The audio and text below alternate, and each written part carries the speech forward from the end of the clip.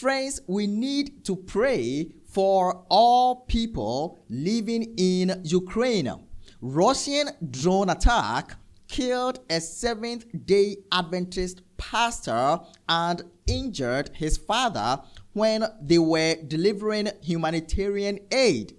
This is a serious story, and that is why I'm sharing it right now on this channel, so that you can pray for all Seventh-day Adventists living in Ukraine. Friends, it is a sad story. But before we get deep into the story, I would encourage you to subscribe to this channel if you have not, and also like this video. You can as well share this video with friends and family to encourage them to pray for all Seventh-day Adventists and other people living in Ukraine right now. We need to keep them in prayer. So, friends, this is the SDA pastor who has been killed and his father injured when they were delivering humanitarian services or humanitarian aid in their country, in Ukraine. Friends, you know that there is conflict between Russia and Ukraine, and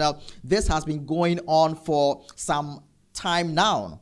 And now, friends, SDA or Seventh-day Adventists and other Christians are being affected in Ukraine.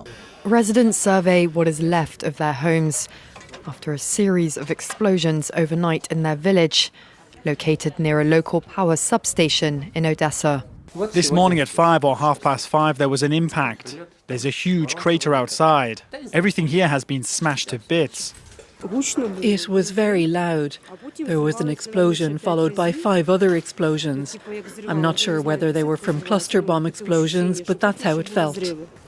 The explosions are part of a massive Russian missile and drone attack targeting Ukraine's energy infrastructure that's left more than 1 million Ukrainians without power as temperatures hover around zero. President Volodymyr Zelensky accused Russia of a vile escalation, saying it had used cruise missiles with cluster munitions. As well as Odessa, the missiles targeted Kyiv, the northeastern city of Kharkiv, Kirovohrad in the center, and Mykolaiv in the south. Ukrainian officials said damage to infrastructure was recorded in 9 regions across the country, in the 11th major strike on the energy system since March. Speaking at a summit of a security alliance of former Soviet nations, Vladimir Putin said it was retaliation for Kyiv firing US-supplied ATACMS on Russia. I repeat once again, these strikes on our part also took place in response to the ongoing strikes on Russian territory by American ATACMS missiles. The Russian president has pledged a strong response to every use of the missiles. Earlier this month, Russia fired a nuclear-capable hypersonic ballistic missile at the city of Dnipro after Kyiv hit a military facility in a Russian border region. This is a terrible situation, and I think this war between Ukraine and Russia must come to an end because it is claiming the lives of innocent people. Innocent people are suffering, friends. They are suffering, and now SDA pastor, including some other innocent individuals, have been killed in the recent Russian drone attack. This is a sad story, friends. I'm sad right now. I am sad. Now, let me read some details of what really happened right on this particular website for you to get better understanding, okay? A Russian drone attack killed a Seventh-day Adventist priest, and that is his name right there, and wounded his father, a fellow pastor, and that is his father's name, in Ukraine. The attack came as they were delivering humanitarian aid. According to the Ukrainian Greek Catholic Church, UGCC, the victims, the young pastor and his father, were distributing coal to local residents to help them prepare for winter when Russian drones struck, wounding 6 civilians and fatally injuring their pastor. The continued assault delayed the arrival of first responders. The injured were eventually transported to a hospital, but the pastor succumbed to his injuries. God have mercy. Please, if you are watching this video right now, keep all people living in Ukraine in your prayers, and especially all Seventh-day Adventists. Friends, there are SDAs living in Ukraine, and they are caught up in this terrible situation, like terrible war between Ukraine and Russia. Please pray for all people living in Ukraine. I think this war must stop. Yes, because the innocents are actually suffering.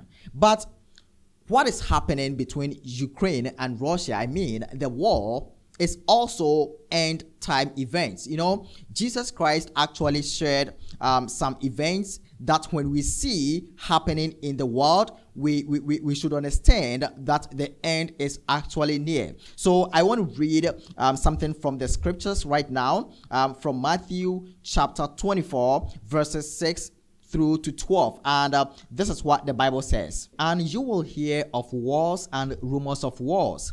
See that you are not troubled, for all these things must come to pass, but the end is not yet. For nation will rise against nation, and kingdom against kingdom. And there will be famines, pestilences, and earthquakes in various places. All these are the beginning of sorrows. Then they will deliver you up to tribulation and kill you, and you will be hated by all nations for my name's sake.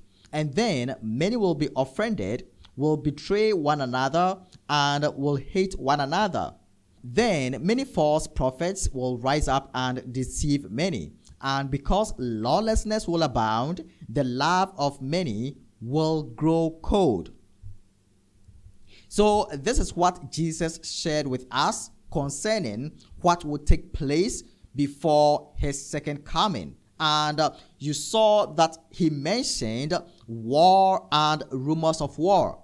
So what is actually going on between Ukraine and Russia, and what is going on in some other nations, friends, point to the fact that we are close to the end of time.